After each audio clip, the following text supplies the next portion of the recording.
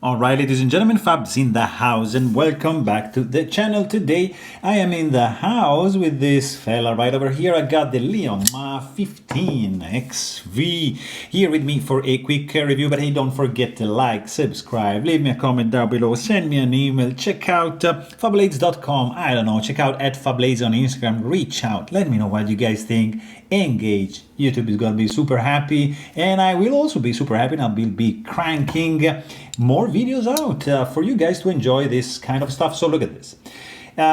Pretty interesting piece I got on the table today. Big boy, 4-inch long cutting edge and a little bit more inch long for the handle, contributes to a 9.1-inch long beast.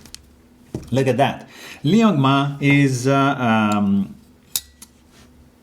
doing this because look at that XV, it's the Roman number for 15, because this is like celebrating 15 years of knife making, and he made this with this pretty cool S35V Tanto Integral titanium knife, showing off and flexing some machining skills. As you can see, lots of things going on in this piece right there. It is a flipper, tiny flipper tab, but this boy, whew, fires open like crazy.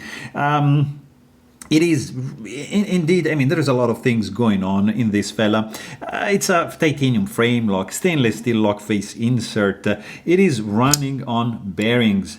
Look at this. Very cool action. It is a little bit off center. Is it not? That's not perfect, but still, you get this top pin, which is screwed in from the outside. Anodized pivot screws on both sides, nicely machined as well. You get this like cut out for the weight reduction on the handle, which you can just see through. And look at that. Nice grid anodized on the inside. Check that out. And I was saying, you know, of course, integral 3D machined handle from a single billet of titanium. Look at the contouring going on over here. These scalloped areas on the heel. Lanyard hole, look at this. Like drilled, machined nicely at the heel, kind of like hidden. The pocket clip is reversible, titanium dip-up carry with the ceramic ball right there and curved. Look at that. You get an external cut relief for the lock bar. You get S35VN steel blade. You get some nice jimping. It's not that effective, but you also do get a hollow grind for the primary bevel right here, flat grind here for the tip. Nice wedge. Great action. Acoustics, not too shabby. In the hand, I like this divot, I like that.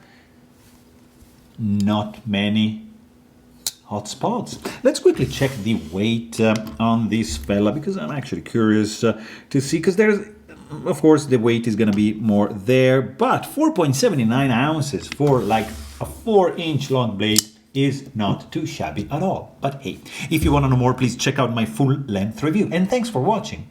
Stay tuned.